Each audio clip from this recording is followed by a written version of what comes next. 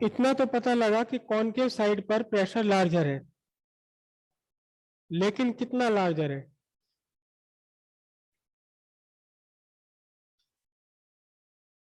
कितना लार्जर है ये प्रेशर? जितना भी लार्जर है इसे हम बोलेंगे axis pressure.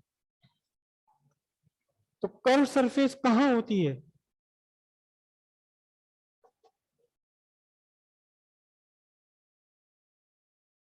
Curve surface simple सी बात है, किसी भी लिक्विड की ड्रॉप और बबल, इनमें सरफेस लिक्विड की कर्व्ड ही होती है।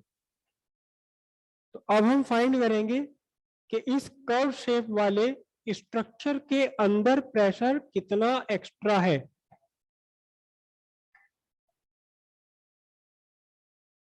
एक्सिस प्रेशर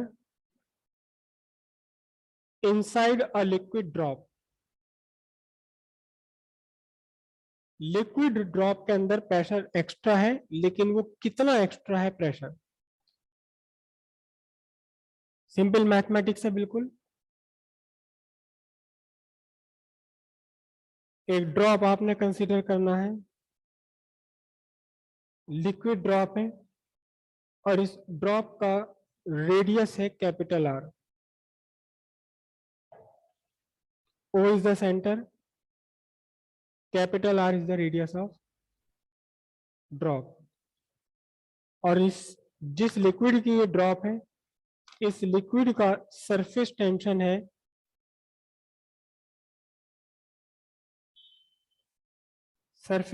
है S। हमें ये फाइंड करना है, इतना तो कब कंफर्म है कि इसके कॉनकेव साइड मतलब अंदर प्रेशर बाहर से ज्यादा है, अंदर इसका प्रेशर बाहर से ज्यादा है, लेकिन कितना एक्स्ट्रा है प्रेशर? बाहर प्रेशर क्या है? आउटसाइड प्रेशर है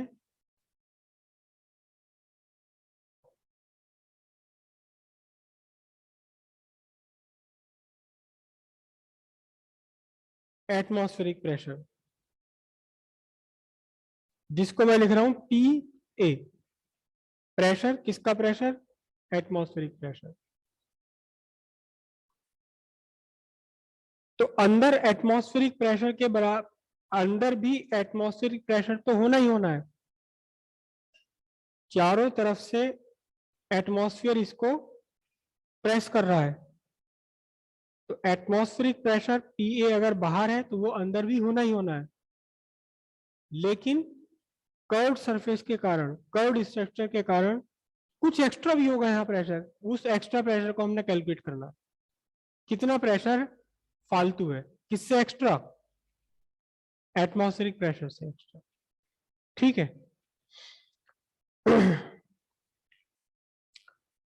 अब यहां एक कंसीडर किया जाता है क्या, देखिए ध्यान से। एक नॉर्मल बैलून भी अगर आपके हाथ में है, नॉर्मल बैलून आपके हाथ में है, उसमें एयर भरी हुई है, ठीक है, वो स्ट्रक्चर उसका बना हुआ है। आप थोड़ा और एयर भर दें, थोड़ी और हवा भर दें, और एक टाइम ऐसा आएगा बस्ट हो जाएगा। रीजन? क्योंकि उसमें प्रेशर आप बढ़ाते जा रहे हो, तो जो अंदर का बढ़ा हुआ प्रेशर है उसे वो फाड़ने की कोशिश कर रहा है, बर्स्ट करने की कोशिश कर रहा है। लेकिन बर्स्ट होने से कौन रोके हुए? जो रबर की स्ट्रक्चर है। तो बैलून को आप फुलाए जा रहे हैं, फुलाए जा रहे हैं, उसमें हवा भरे जा रहे हैं, प्रेशर बढ़ता जा रहा है। वो प्रेशर किस कोशिश में है? बैलून को फाड़ दे। लेकिन फटने से कौन रोके हुए? जो रबर का प्रेशर अंदर की तरफ क्रिएट हो रहा है, इलास्टिसिटी के कारण। लेकिन एक टाइम जब रबर ने उस एक्सिस प्रेशर को रोक नहीं पाया, जब रबर वो रोक नहीं पाया एक्सिस प्रेशर को, तो क्या होगा? बैलून फट जाएगा। ठीक है।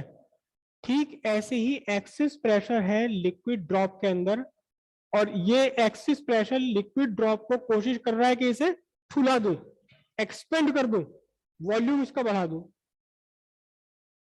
लेकिन सरफेस टेंशन ने से रोका हुआ है वापस अपनी जगह।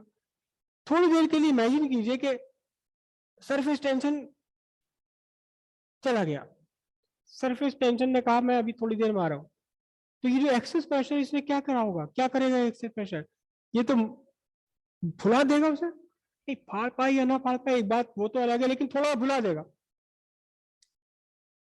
समझिए बात। तो अब इस एक्सेस प्रेशर ने इस लिक्विड ड्रॉप को थोड़ा सा फुला दिया, इन्फ्लेट, हम बोलेंगे इसे इन्फ्लेट कर दिया।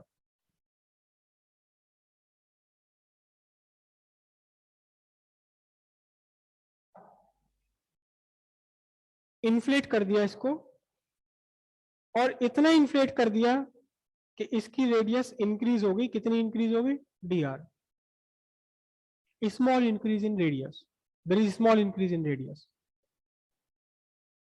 तो एक्सिस प्रेशर ने इस लिक्विड ड्रॉप को इन्फ्लेट कर दिया, फुला दिया। कितना फुला दिया कि रेडियस में इंक्रीज आ गया, कितना इंक्रीज आ गया, dr, radius is increased by a small factor dr, right?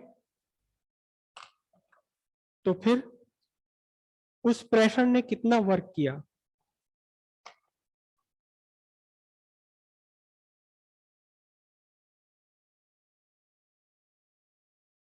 पहले हम लिखेंगे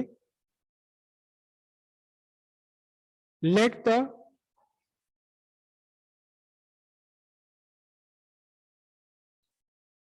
axis pressure inflate the drop by radius dr, dr radius इसने बढ़ा दी, तो कुछ वर्क करना पड़ा होगा इसे, work done by excess pressure,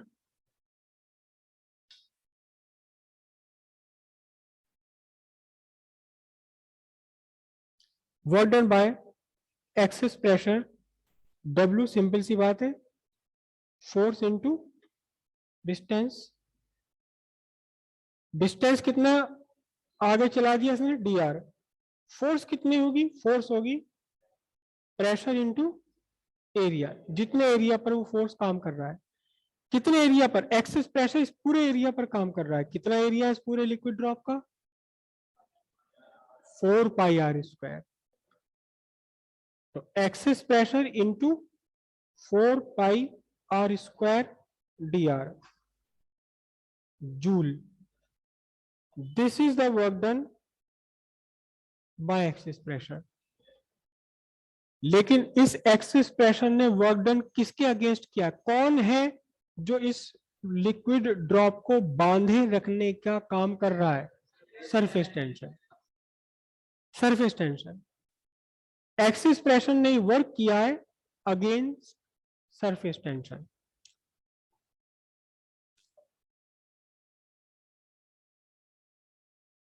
this work is done against surface tension. अब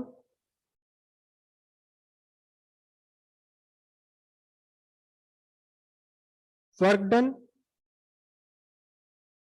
अगेंस्ट सरफेस टेंशन हम कैसे निकालेंगे, ये वर्क निकालेंगे क्या, surface tension into increase in area, जिसे हमने डेल्टा ए लिखा था। तो पहले हम इंक्रीज इन एरिया निकाल लें, चलो डायरेक्ट कर लेते हैं। पहले रेडियस थी कितनी, आर, अब रेडियस टोटल कितनी हो गई, आर प्लस डी आर, अब रेडियस होगी आर प्लस डी आर। पहले सरफेस एरिया इसका कितना, 4 पाई आर स्क्वायर, लेकिन अब फाइनल सरफेस एरिया फाइंड करने के लिए रेडियस की जगह क्या लेना पड़ेगा हमें, r plus d are.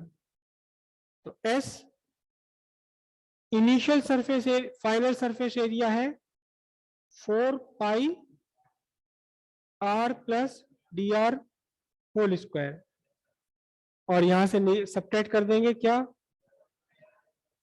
4πr²।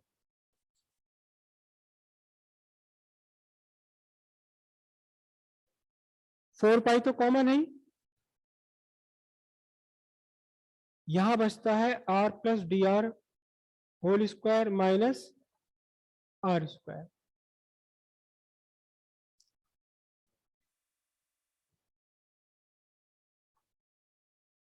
इस पूरे ब्रैकेट में से r कॉमन ले लें,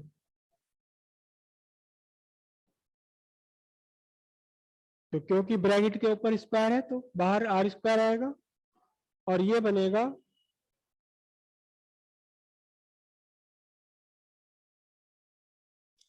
अब फिर से इन दोनों फैक्टर्स में से क्या कॉमन आ गया, r², और बचा क्या, -1। अब इसके बाद हमें वही सिंपल सी मैथमेटिक्स यूज करनी है।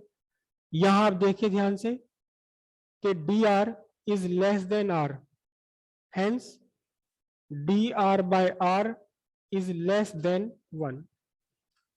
और जब ये कंडीशन बने कि ब्रैकेट के अंदर आपका 1 है लिखा हुआ, फर्स्ट क्वांटिटी 1 है, प्लस है या माइनस है, और इसके बाद कंफर्मली सेकंड क्वांटिटी आपकी लेस देन 1 है, तब आप इसे बाइनोमियल थ्योरम से ओपन कर सकते हैं।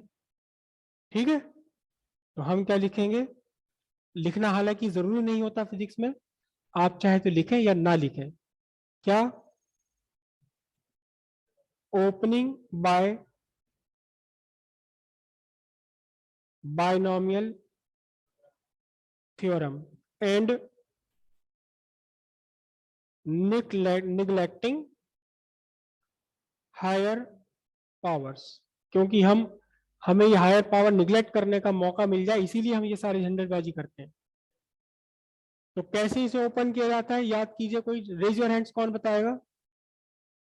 तो यहां आपने इसे ओपन किया बाइनोमियल थ्योरम से,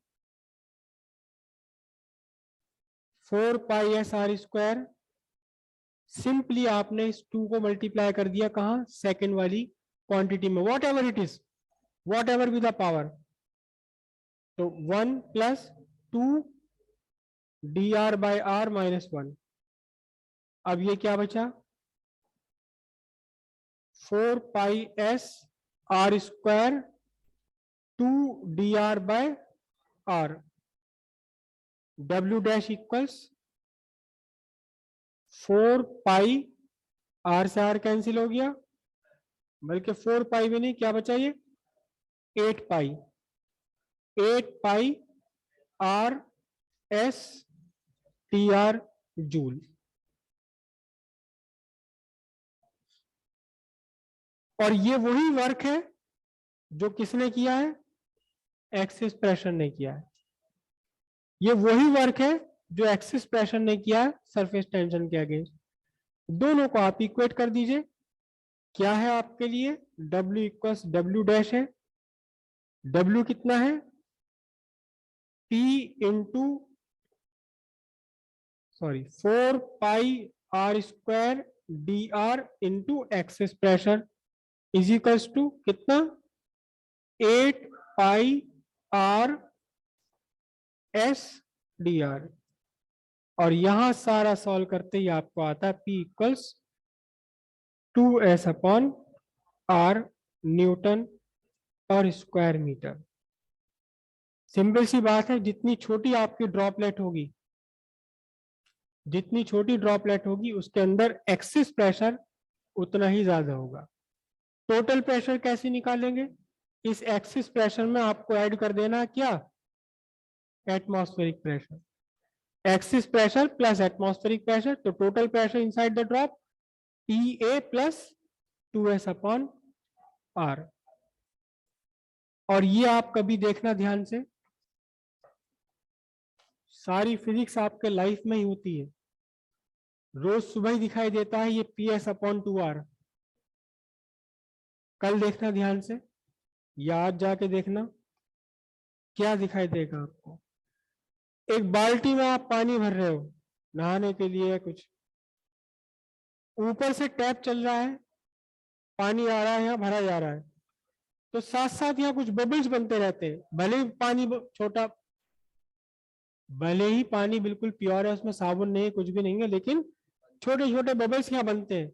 बहुत ध्यान से देखना, अगर दो बबल ऐसे हैं जिनमें एक बबल छोटा है, दूसरा बबल बड़ा है, आप इसे देखते रहो, या तो फूट जाएंगे, नहीं फूटे तो ये छोटे वाला बबल माइग्रेट कर जाएगा बड़े वाले के अंदर। क्या रीजन हो सकता है? छोटे वाले बबल की रेडियस कम है, इसमें एक्सिस प्रेशर ज्यादा है, बड़े वाले बबल की रेडियस ज्यादा है। दो बबल हैं आपके डिफरेंट साइज के, एक ये बबल और एक ये बबल, इसकी रेडियस है R1, इसकी रेडियस R2, तो यहां एक्स्ट्रा प्रेशर कितना है?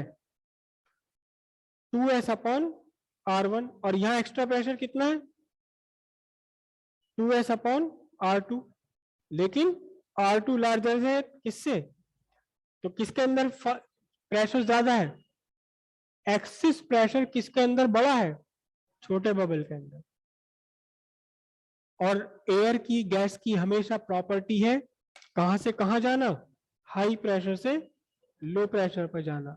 तो जब भी दो बबल डिफरेंट साइज के आएंगे आप आसपास, तो छोटा बबल फूट कर, छोटा बबल खत्म होकर बड़े बबल के अंदर माइग्रेट कर जाएगा। ऐसे ही लिक्विड ड्रॉप्स हैं, आप लिक्विड की ड्रॉप्स भी ऐसे बिहेव करती हैं। मरकरी से ये बहुत प्रैक्टिकल क्लियर हो जाता है, लेकिन मरकरी फिलहाल है नहीं। एक मरकरी की ड्रॉप छोटी, एक मरकरी की ड्रॉप बड़ी, जरा सा इन्हें छोड़ दो, छोटी वाली ड्रॉप बड़ी वाली ड्रॉप के अंदर चली जाती। क्यों? क्योंकि यहाँ एक्सिस प्रेशर एक्स्ट्रा है, ज्यादा है, कम रेडियस के कारण। कीजिए इसे सर।